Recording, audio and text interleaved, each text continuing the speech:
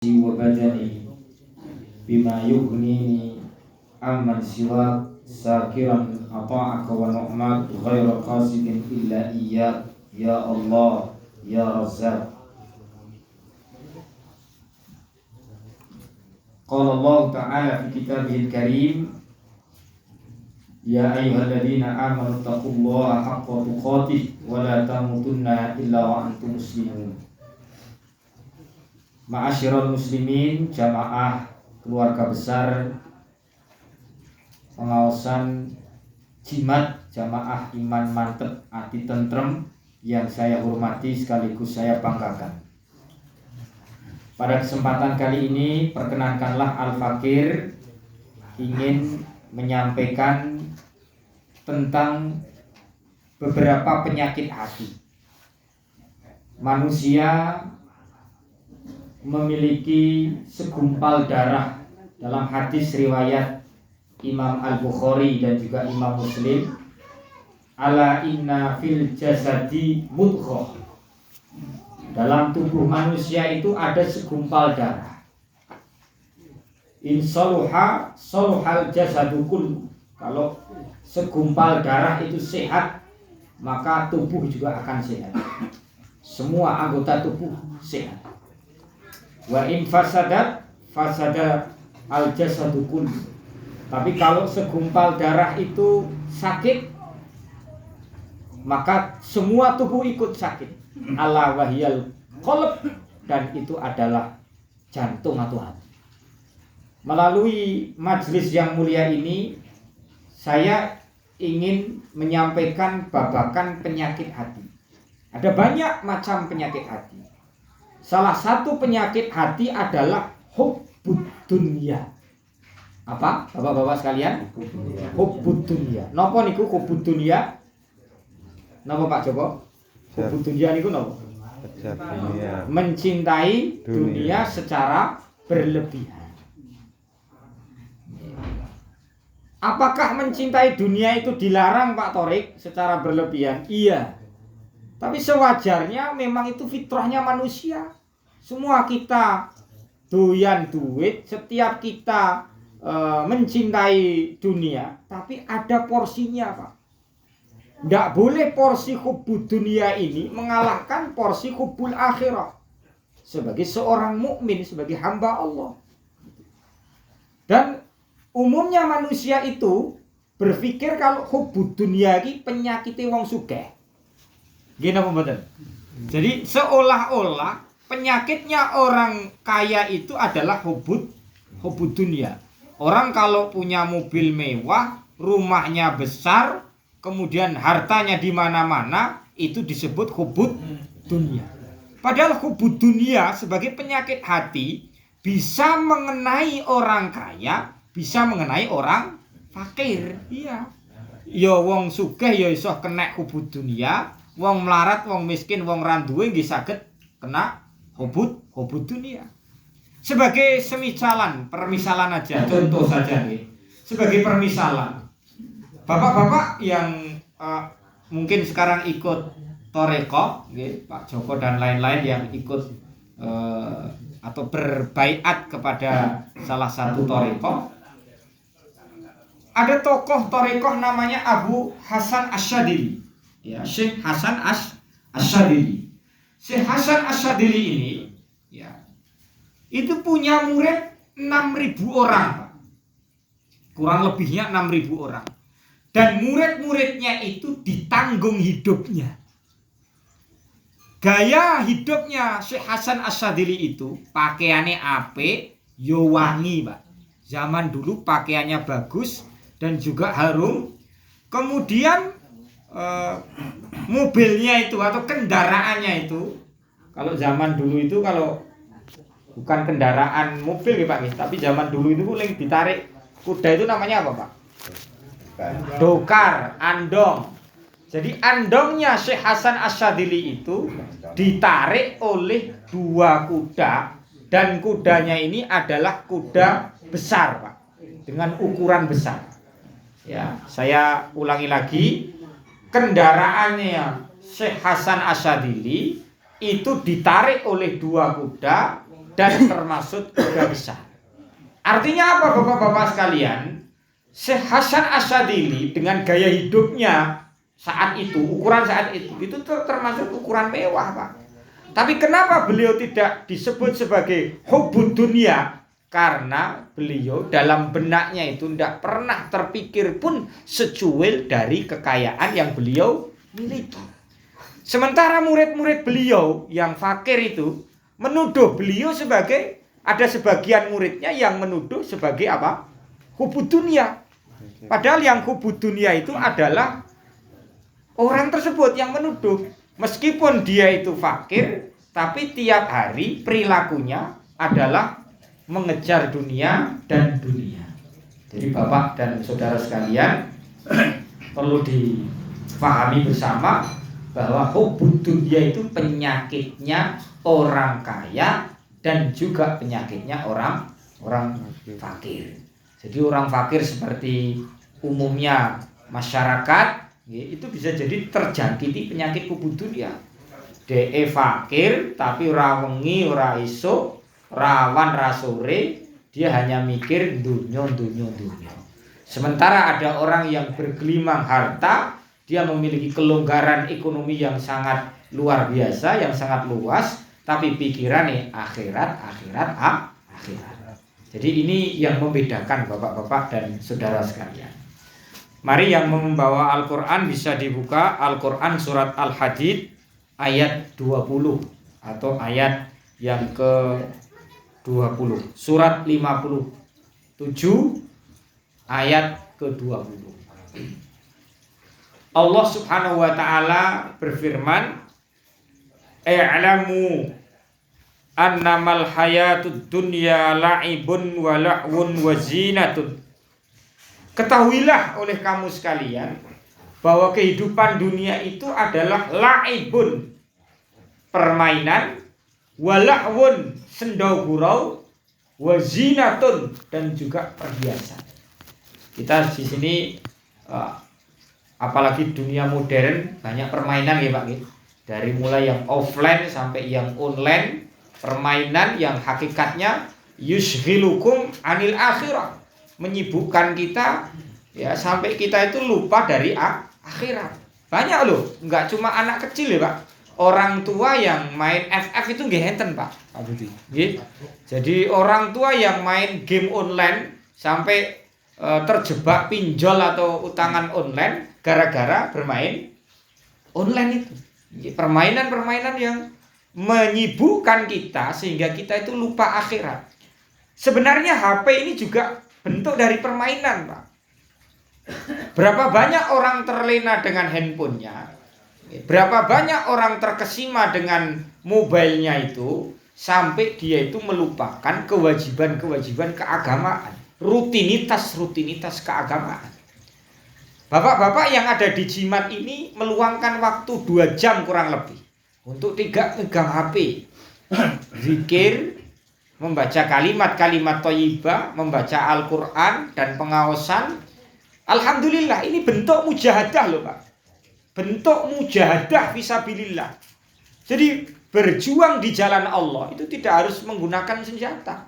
Tapi bapak-bapak duduk di sini gitu, membaca Al-Quran, membaca kalimat thayyibah, eling yang maha kuasa, kemudian mendengarkan tausiah keagamaan yang isinya mengingatkan kita tentang kehidupan akhirat. Ini bentuk mujahadah. Angel ya Pak. Duduk di sini tuh sulit. Mending adem-adem ngeten iki nang omah, kemulan gitu Pak, tilem. Bisa jadi orang kayak gitu. Tapi bapak-bapak meluangkan waktu. Waktu itu mahal. Dan insya Allah saya punya keyakinan waktu bapak-bapak sekalian dan saudara-saudara sekalian akan dibayar, diganti, diupahi oleh Allah Subhanahu wa taala. Janjinya jelas, wa a'tadna lahum ajran 'azima. Dan Allah Subhanahu wa taala menyediakan ganjaran, upah, bayaran yang besar bagi orang-orang yang beriman. Dalam surat Al-Ahzab, innal mu'minina wal mu'minat wal muslimina wal muslimat wal qanitina wal qanitat. Muka-muka kita termasuk orang-orang yang bertakwa ini ya. yang disinggung dalam Al-Qur'an surat Al-Ahzab, ada 10 golongan wadzakirinallaha katsiran wadzakirat di akhir ayatnya itu, dan orang-orang yang berzikir kepada Allah, orang-orang laki-laki yang mengingat Allah, berzikir kepada Allah, dan juga orang-orang yang berzikir kepada Allah dari kalangan perempuan. Wa a'tadna lahum ajran azima, kami akan menyediakan bagi mereka ganjaran, bayaran, upah, pahala yang besar di akhirat kelak. Guru saya itu pernah memberikan analogi begini, Pak. Kalau sholat jamaah di masjid itu ganjarannya 27 derajat, diwujudkan dengan materi di dunia ini, meskipun tidak seimbang ya, derajat akhirat dengan derajat dunia itu tidak seimbang. Katakanlah nilai mata uang yang paling tinggi di dunia itu mata uang apa, Pak? Dolar masih kalah dengan pound sterling. Pound sterling masih kalah dengan dinar Kuwait. Ya. 1 dinar Kuwait itu euro masih kalah dengan dinar Kuwait. 1 dinar Kuwait itu antara 50-an ribu, Pak. 50-an ribu 1 dinar itu. Berarti kalau 1 dinarnya itu 50.000, diganti aja ya. Meskipun derajat akhirat dengan dunia ini sebenarnya jangan dibanding-bandingkan gitu, karena tidak akan mampu melebihi akhirat. Derajat akhirat itu mesti nikmate wae, wala udhunun sami'at, sampai telinga itu tidak ada yang ngerti, wala ainun ra'at, dan tidak ada mata yang pernah melihat nikmate akhirat kan gitu, nikmate surga yang dijanjikan oleh Allah. Jadi meskipun perbandingan ini tidak sepadan, Pak, dicoba aja. Umpamane dikei nak jamaah dikei 27 derajat, pengke wae 50.000 ping 17 niku pinten, Pak? 5 ping 20 wae wis 400.000. 4 juta ya, Pak ya. Ya sekitar 5 juta ngoten mawon. Angger sak jamaah sak nyangan dikei arto, dicaosi arto pinten? 5 juta. Masjid kebak mboten ngene. Kebak. Nggih, Mbah Parjo nak ngaler koncone kathah Mbah Parjo. Lah nggih, kula angger mantuk saking griya Quran mau ke Ngelar itu, ke pindah nggon ke musolanya Ustadz Amin itu, musola An-Nur. Saya melihat Mbah Parjo dari selatan ke utara melampah, ya toh, melampah pakai sarung, dicincingke sarunge, kadang-kadang nyekeli sarung. Oh, sing dicekeli sarung kok nggih, Mbak. Nah, nggih, tidak yang lain kok. Dan saya dalam benak saya dan pernah saya lisankan kepada istri saya, alhamdulillah, saya melihat teman saya ke masjid. Jadi ini yang menjadi approach, menjadi kebanggaan saya.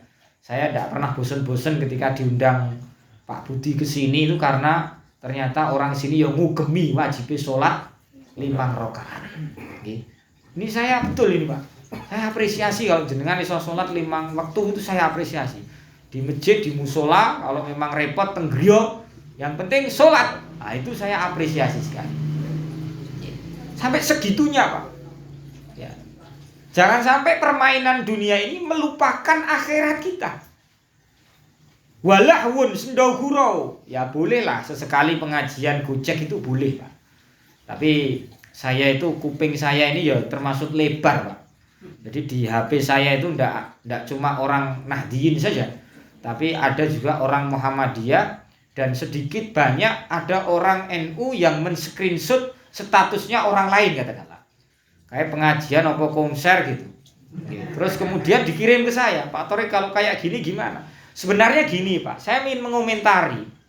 Orang bersolawat kepada Nabi itu dengan bentuknya masing-masing. Bagi orang yang wali, katakanlah, orang-orang yang alim, dia tidak perlu menggunakan terbangan. Itu dia sudah mencapai makom hubbun Nabi, cinta nemennya pada Nabi. Bahkan hidup dan matinya dia perjuangkan untuk membela Rasulullah. Tapi bagi seperti saya, mungkin Pak Budi, itu butuh instrumen yang lain agar sampai derajat hubbun Nabi. Ketika mahalul qiyam baru mencapai level hubbun Nabi, kan gitu. Nah, maka orang bersolawat itu dengan caranya, Pak. Ya, setiap orang punya makom. Ya mending mereka membaca lantunan solawat daripada saudara yang tidak pernah bersolawat kan gitu kan. Jadi kita lihat sisi positifnya Pak. Coba bayangkan, ada enggak jamaah yang bisa mengumpulkan ribuan orang itu bisa 15.000, bisa 20.000, 30.000 Pak. Ada enggak? Ada enggak jamaah yang segitu bludaknya banyak? Dan alhamdulillah panitia juga ada kesadaran. Sekarang tidak hanya bersolawat, setelah solawat juga ada tablik akbar. Kan gitu. Jadi membaca solawat ala Nabi dan juga tolabul ilmi. Ya. Cuman ya karena keramaian memang panitia sekarang direpotkan karena masa itu Pak. Parkirnya juga harus rapi. Kemudian keamanan jamaah ya dijaga betul-betul. Karena kemarin saya dengar sederek Pak Ali kehilangan motor gitu Pak. Ya semoga itu menjadi PR untuk kita dan ke depan ya keamanan itu betul-betul dijaga. Dan warga jamaah juga diberi imbau parkir aja sembarangan gitu. Iya, parkir kepada katakanlah tim banser yang sudah berjaga atau siap siaga, dititipkan kepada panitia resmi yang sudah berkokat atau menggunakan seragam itu. Jangan parkir liar, nanti ada pemalakan dan lain-lain malah merepotkan. Ya, laibun walahwun ini sendau gurau ya. Maka Pak Thorik atau ustadz yang lain dalam pengajian boleh kita menggunakan jok lelucon yang membuat jamaah tertawa, tetapi tidak boleh kebelandangan Pak. Artinya 1 jam saya hanya melawak. Kalau begitu apa bedanya seorang pendakwah dengan pelawak kan gitu. Boleh sesekali kita melawak untuk menghibur jamaah. Wa tafakhurun bainakum wa takatsurun fil amwali wal aulad. Kita berbangga-bangga diri ya dan memperbanyak harta dan anak. Bapak-bapak sekalian, hubud dunia ini kalau orang sudah kena penyakit hubud dunia, biasanya akan punya sifat-sifat turunan, Pak. Orang kalau sudah hubud dunia biasanya kikir. Yang duwe toko emas gedene ra ukur gitu.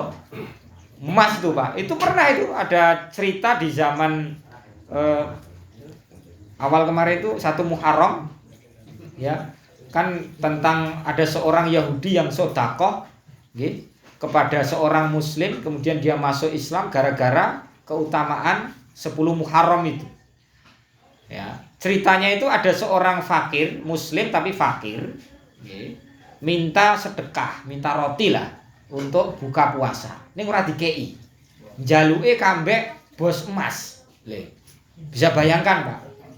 Bondone akeh, ning dijaluki roti sepotong ke ora dikei. Niki lho, Pak. Jadi hubud dunia itu akan menurunkan penyakit kikir, penyakit hasud, penyakit kehilangan adamur rahmah, belas kasihnya hilang, Pak. Ya, jenengan mau berbagi makanan itu berarti ada belas kasih. Mau infak itu berarti ada belas kasih. Tapi kalau orang sudah hubud dunia kenemenen, Pak, dia akan kehilangan rahmah, idha'atur rahmah. Hilang rasa belas kasihnya. Delok wong kelaparan, melihat orang sakit, melihat orang fakir, ndak lagi napa memiliki belas kasih. Meskipun mobilnya mewah, omahe gede, Pak. Ini babar belas ndak punya rasa belas kasih.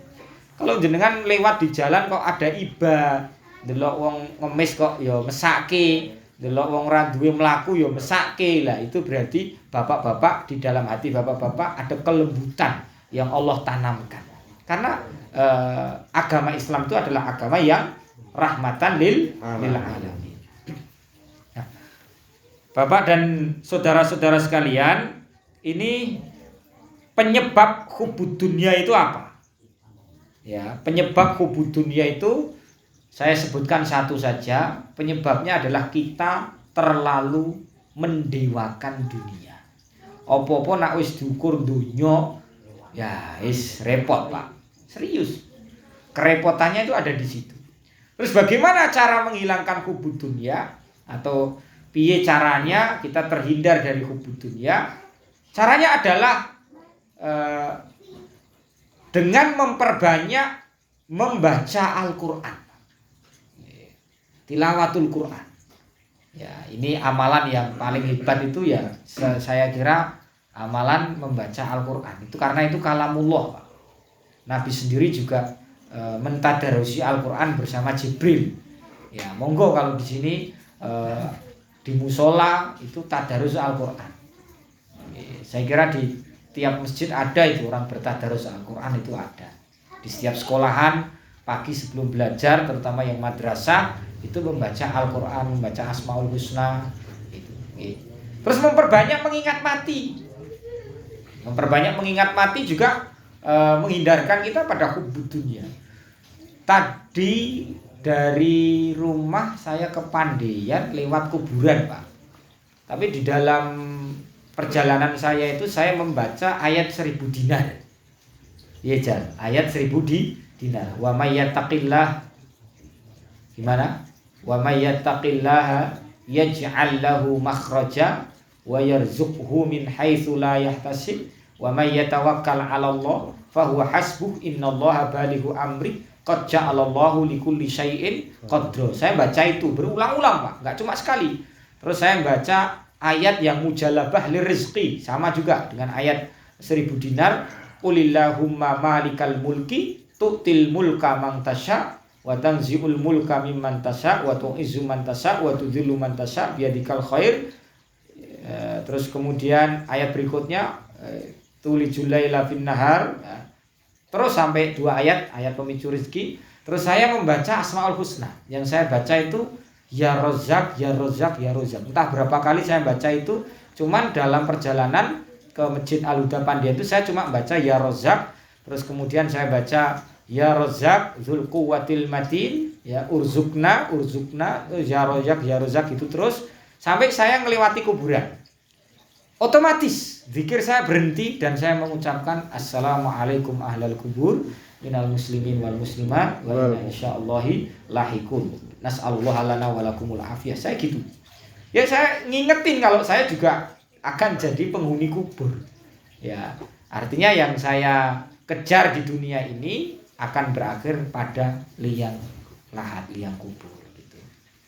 Baru ke Pandean pengajian sebentar ya sekitar 1 jam. Tadi membahas kitab Arba'in Nawawi, selesai ngantar bapak saya baru ke sini gitu. Jadi kalau sering terlambat atau karena saya ada kajian rutinan juga Pak malam Jumat.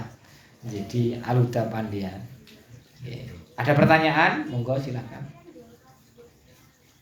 Dari rekan-rekan jamaah jimat tentang hubbud dunya. Intinya gini, dalam ilmu tasawuf hubbud dunya ini menjadi sebuah penyakit yang perlu perhatian besar, Pak. Mau nggak mau kita harus membersihkan jiwa kita melalui zikir, kontemplasi, bersemedi lah ya, merenung agar apakah iya atau ya, bercermin lah, mengintrospeksi dirinya sendiri-sendiri. Kita punya penyakit ini enggak? Kalau punya, tanda-tandanya yang seperti kami utarakan tadi, meskipun hanya 1, sebenarnya tandanya banyak. Tanda hubbud dunya itu banyak. Salah satunya ya intinya ihtimamuna bid dunya akbar min ihtimamuna bil akhirah.